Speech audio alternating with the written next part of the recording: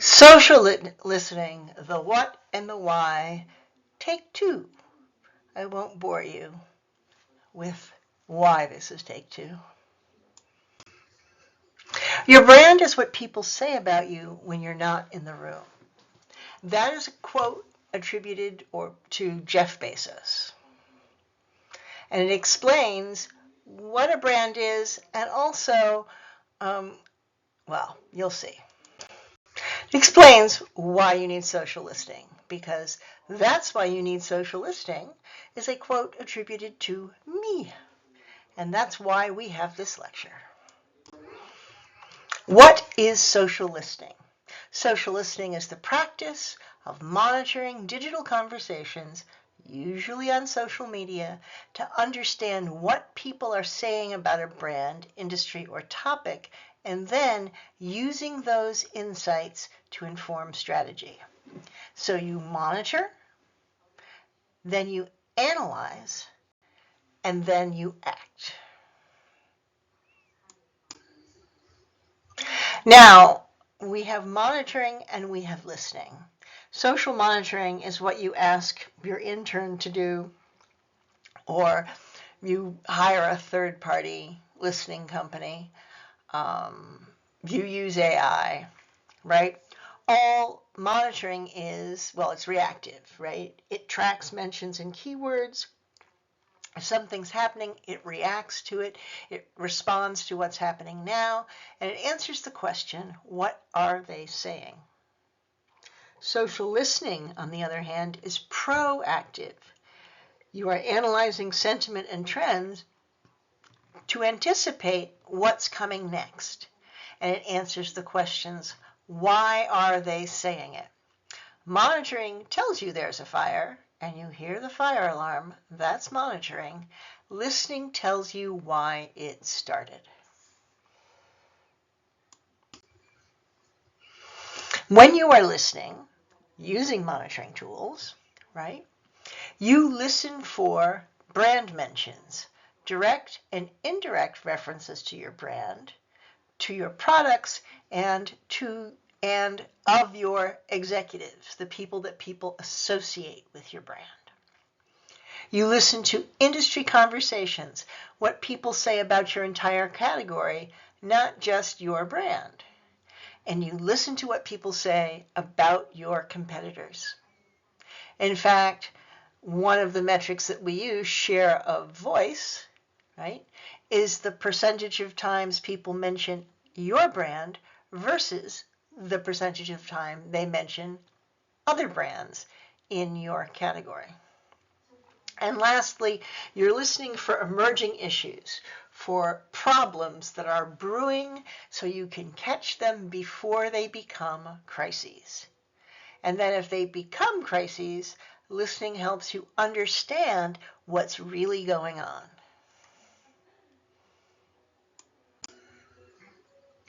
We're going to do two case studies.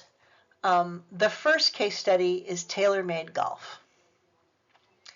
TaylorMade produced golf equipment, and they were engaging their audience on, well, it was Twitter at the time, now it's X, and I don't think they're there anymore. But anyhow, let's go with Twitter. They're engaging with their audience on Twitter, and they were making the presumption, as almost all golf equipment companies were making this assumption, that the time to get maximum engagement with their posts was Friday. The idea being that people would talk about golf before they got ready to play for golf because they were anticipating getting to play golf on the weekends. What they found out, though, after they used social bakers to listen, was that tweet engagement was highest on Mondays.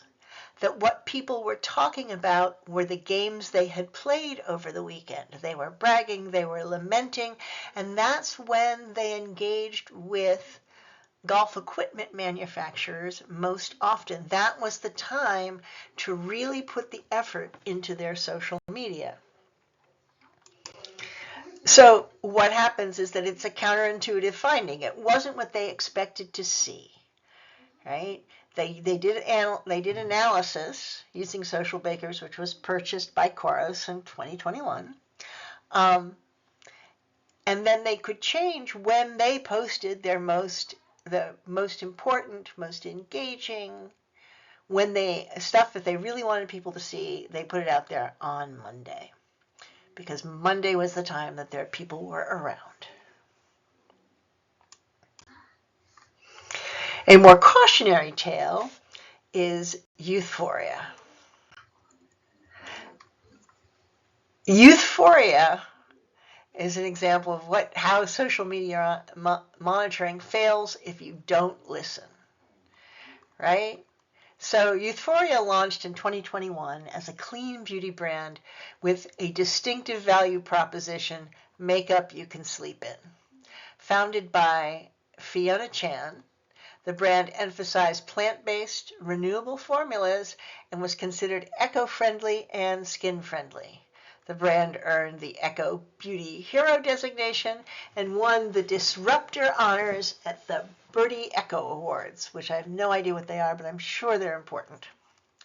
What I do know is that in 2023, Youthphoria appeared on Shark Tank, where Chan got Mark Cuban to invest $400,000 in exchange for 8% of the equity.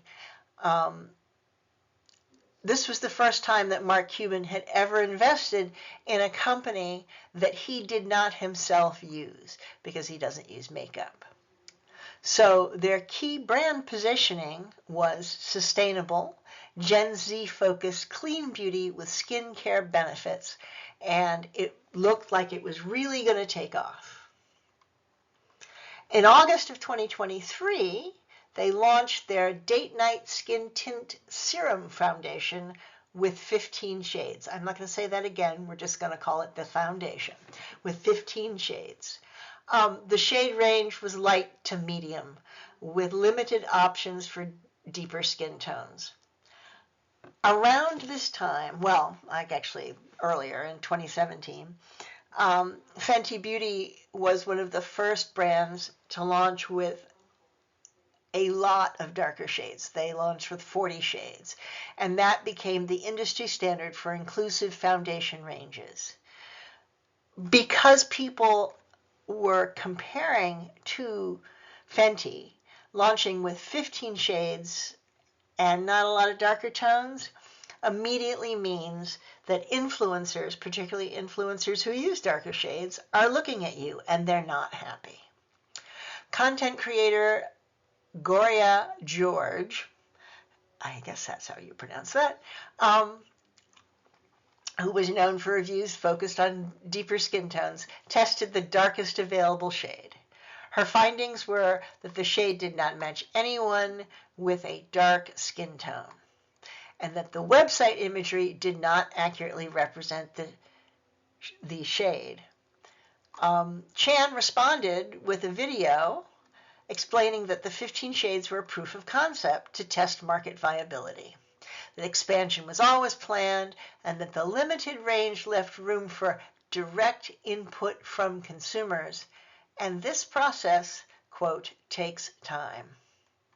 The problem was that proof of concept sounded like an excuse, right? And it sounded like they were treating people with darker skin as an afterthought, not their core audience who they were proving their concept on.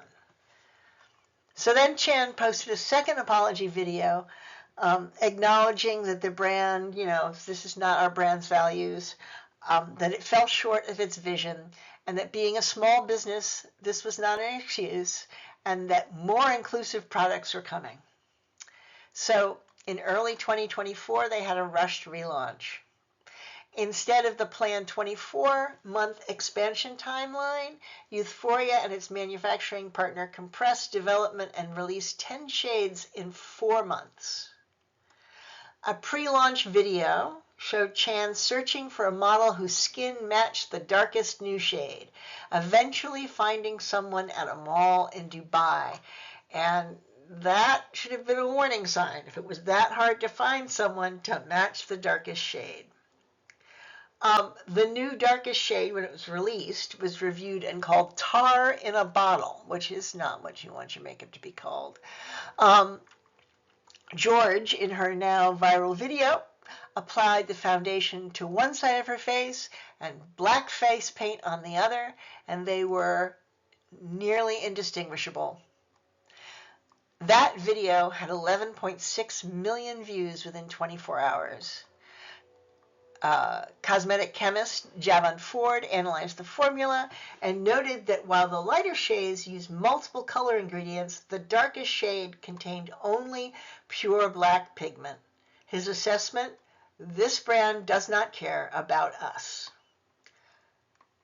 With that and the second release, they disabled their comments on social media. And this controversy became a case study that I teach to people about what not to do. So here you see the difference between monitoring and really listening. If you were really listening, you would have noticed the passion with which people were speaking on this issue. You would have noticed that after your second apology, trust had really diminished in the brand and all eyes were on you, and you really needed to knock it out of the park because you don't get 3 strikes, you only get 2. If you were really listening, they would have paid more attention to what the conversations were around makeup foundations for darker skin tones. Anyhow, so we have the listening cycle. That's because listening is just not one and done. You listen constantly and you use it to make what we call continuous improvement. Not my favorite phrase, but it is true. So you start off, because we have to start off somewhere, by defining what questions need answers, which signals matter, what are your keywords that you want associated with your brand, but also what are the keywords that are associated with your brand whether you want them or not. You need to collect data systematically across all of your relevant channels, and then you analyze it carefully. You look for patterns, you look for sentiment shifts, you look for emerging themes. You interpret these findings, connecting them to business objectives, putting them in a business context, seeing how this is going to affect your business, because after all, the reason you're in business is for business to make money. And then, once you understand how they relate to your business objectives, you act. You change your strategy, you adjust tactics, you report insights, but you use those insights, right, to drive your communication, how you're communicating with people.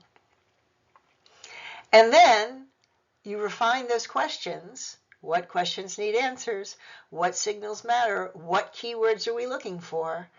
Based on what we just learned.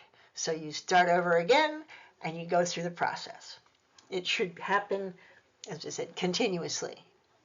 Certainly, you want to have someone really analyzing the sentiment of what people are saying about you pretty much all of the time. Why does listening matter? Well, 56% of consumers expect brands to understand their needs. How do you understand their needs? You listen. 67% of you all, of Gen Z, prioritizes brands that align with their values. And it's important to understand not just the broad brush of values, right? Because you can make assumptions, just like the golf people did, right, about what Gen Z values, and be completely wrong. You need to see what they are saying, and you need to understand nuance if you're going to actually align with values. 11.6 million is the number of views in 24 hours on Youthphoria's crisis video, which is what you don't want. If you're not listening and you become, you're ham-handed, right? You're not paying attention to what people are doing. That's when you end up having a crisis. We monitor to get our data, but when we listen, we understand the context. The context becomes what's important. Metrics tell you what happened, but listening tells you why it happened. Without understanding why people feel the way they do, you can't craft messages that resonate or anticipate problems before they explode, or build the kind of brand loyalty that survives mistakes. If you look at most crises, okay, if your oil rig explodes on the bottom of the Gulf of Mexico, that's not a listening problem, that's a you problem. But most of the time, cinnamon toast crunch shrimp, you can look that up, right? The problem is that someone responded badly because they weren't listening.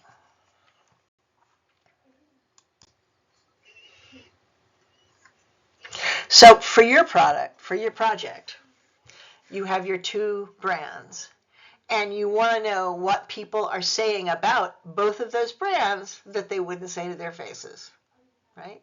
You want to understand the difference in sentiment between brand one and brand two. You want to understand what topics in that product space trigger the most emotional responses, and then how are the brands using them or not using them? And what problems are people trying to solve that neither brand does a good job of addressing? This is the first of 2 lectures. The next lecture is coming right up. Take a break, walk around the block, stretch, have coffee, come back in 2 or 3 days, well, maybe not that long, and we'll talk about how we collect data. These are some discussion questions that you can think about because they help you understand some of the nuance behind listening. You can answer them on Yellow Dig. I would love it if you guys answered these on Yellow Dig. You don't have to, but I think it would be really cool. I think they would be helpful to you if you answered them on Yellow Dig. But that's up to you. See you in 10 minutes or 2 hours.